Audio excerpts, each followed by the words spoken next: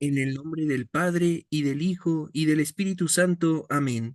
Muy buen día para todos, queridos hermanos. Les saludo con mucho gusto en este miércoles 24 de septiembre de 2025. Hoy la Iglesia permite utilizar el color azul en la liturgia, pues celebramos una memoria de la Virgen María, Nuestra Señora de la Merced.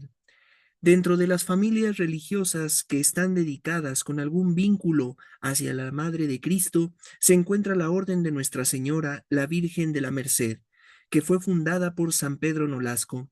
Esta orden ha dedicado su servicio, su apostolado, a la salvación, la evangelización de todos aquellos que se encuentran cautivos. Por eso hoy pedimos la intercesión de Nuestra Señora de la Merced por todos aquellos que se encuentran encarcelados, que de alguna manera, ya sea justa o injustamente, se encuentran padeciendo la privación de su libertad. No es algo agradable, no es algo bueno, y al final se necesita tener ahí un consuelo. Repito, independientemente de si lo merezcan o no el castigo, es necesario que María aparezca en la vida de cada una de estas personas. ¿Para qué? Para que tengan el consuelo y el espíritu de conversión en sus vidas. Hermanos, igualmente pedimos que el Espíritu Santo que ha conducido a María en su vida nos ilumine ahora a cada uno de nosotros para poder testimoniar el mensaje del Evangelio. Del Santo Evangelio según San Lucas. Gloria a ti, Señor. En aquel tiempo, Jesús reunió a los 12 y les dio poder y autoridad para expulsar toda clase de demonios y para curar enfermedades. Luego los envió a predicar el reino de Dios y a curar a los enfermos. Y les dijo: No lleven nada para el camino, ni bastón, ni morral, ni comida, ni dinero, ni dos túnicas. Quédense en la casa donde se alojen hasta que se vayan de aquel sitio. Y si en algún pueblo no los reciben, salgan de ahí y sacúdanse el polvo de los pies en señal de acusación. Ellos se pusieron en camino y fueron de pueblo en pueblo, predicando el Evangelio y curando en todas partes. Palabra del Señor. Gloria a ti, Señor Jesús. Hermanos, quisiera iniciar esta reflexión partiendo desde un mito de que pertenecía a la mitología griega. Y es justamente de donde viene la imagen que te he compartido en pantalla. Este mito es conocido como Dédalo y su hijo. Dédalo era un gran arquitecto en la antigua Grecia, y el mito lo que narra es que fue solicitado por un rey, específicamente el rey de la isla de Creta, y entonces el rey le pidió que construyera un laberinto. Dédalo, repito, un gran arquitecto de gran fama, pues tenía también a la vez el propósito de construir un laberinto, pero tenía que ser un laberinto bastante importante, un laberinto que no fuera fácil de poder encontrar la salida. Y entonces el propio Dédalo, quien iba acompañado por su hijo, pues deciden poner manos a la obra y hacer una obra maestra. Sin embargo, Dédalo sabía perfectamente que iba a ser muy complicado salir de ahí. Y entonces, ¿cuál es la manera en la que él idea el plan para poder escapar después de ese laberinto que han construido? Pues él decide, a través de de las plumas que caían de las aves que sobrevolaban ya el laberinto terminado, pues las empieza a recoger y con cera decide fundirlas, unirlas y así crear alas para él y para su hijo y escapar volando. Fíjate qué extraordinaria historia. Entonces, él tiene ese talento, logran crear estas alas y van volando y escapando del laberinto. Sin embargo, su hijo, en medio de ese arrebato, de esa irresponsabilidad, inmadurez que muchas veces es característica de los jóvenes, pues empieza a volar, empieza a abusar, digamos, de ese talento que en ese momento había recibido y empieza a acercarse al sol. ¿Qué es lo que ocurre con la cera? Pues con el calor empieza a derretirse y sus alas pues simplemente se desbaratan. Su hijo muere, Dédalo continúa su vuelo con mucho dolor al ver a su hijo Y así termina el mito. ¿Qué tiene que ver todo esto? ¿No? Podrían preguntarse, bueno, ¿y todo esto qué tiene que ver con el evangelio de hoy? Bueno, creo que muchas veces nos llega a pasar lo mismo que le sucedió al hijo de Dédalo, que el Señor nos da lo necesario. Así como a los apóstoles les dice, no lleven nada de esto, no necesitan esto, yo les estoy dando lo necesario, el poder y la autoridad para expulsar demonios y curar enfermedades. Eso es lo único que necesitan. Ya se los estoy dando, no se preocupen por otra cosa.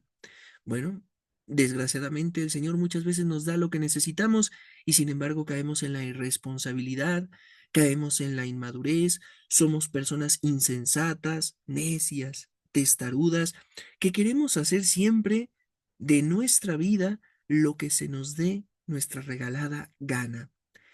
¿Cuántas veces también, ¿verdad? Mirando como que el otro lado de la moneda, cuántas veces no nos hemos sentido incapaces de resolver algún problema, de poder solucionar algún conflicto? Te has sentido poca cosa por lo que has vivido y eso te ha provocado un pobre amor propio, una baja autoestima, que te sientas inútil, totalmente limitado para poder resolver ciertas tareas que se te van presentando en tu vida. Al final, también ahí se presenta una falta de confianza, una falta de fe ante la circunstancia que se te está presentando. Fe, obviamente, en Dios.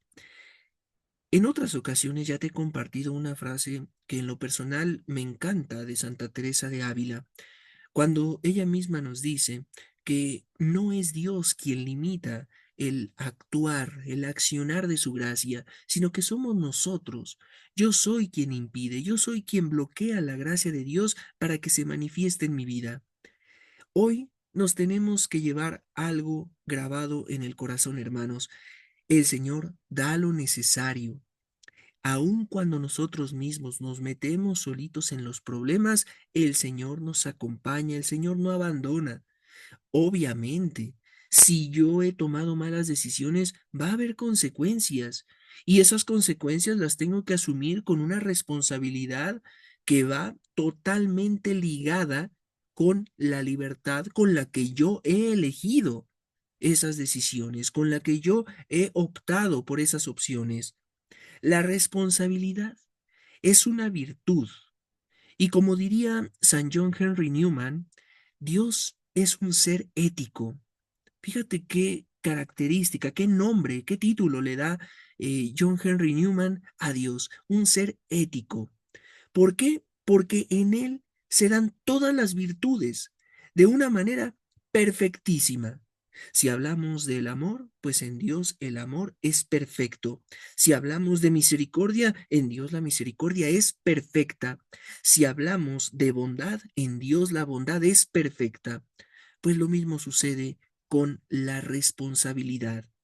Por lo tanto, hermanos, en medio de las dificultades aparece siempre la mano de Dios, que al habernos creado y al habernos hecho limitados, al habernos dado simplemente lo necesario, no por eso huye ante cada una de las desgracias que muchas veces, repito, podemos provocar nosotros mismos.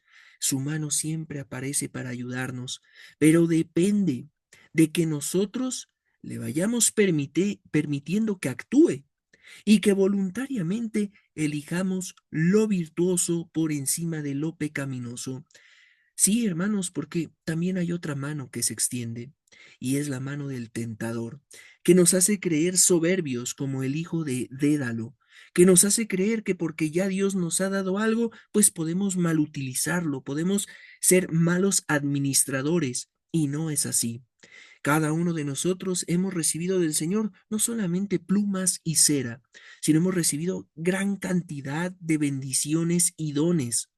Tu familia, tu propia vida, por supuesto, tu trabajo, en fin, muchísimas cosas. Cada una de ellas tenemos que, con una verdadera gratitud, no solamente decirle al Señor gracias de palabra, sino con nuestro propio testimonio, usarlos responsablemente y no malgastar, no malbaratar, no ser realmente malos administradores de esta viña del Señor. Y, por supuesto, también Entender que en medio de las dificultades el Señor acompaña, nunca abandona. Así que hoy te quiero dejar para concluir una pequeña tarea que durante el día trates de pensar un poquito en una oración personal, en hacer una oración íntima, que le dediques unos minutos. Si de repente, bueno, tienes 10 minutos, hazlo. Y si ya después algo te interrumpe, bueno, busca otros 10 minutos. Y si te es posible, qué mejor que lo vayas escribiendo. Escríbele al Señor una oración de abandono, es decir, de una confianza total en la que te entregas totalmente a sus manos. ¿Por qué? Porque en ellas vas a encontrar todo lo necesario. Como te lo decía hace un momento en referencia al mito, no solamente plumas y cera, sino todo aquello que necesitas para tener plenitud en tu vida. Y por supuesto, lo más importante, como también diría Santa Teresa de Ávila, su amor y su gracia, porque con eso nos basta. Que el Señor nos ayude y que la intercesión de María Santísima también nos ilumine para permanecer siempre en la virtud y alejarnos del pecado.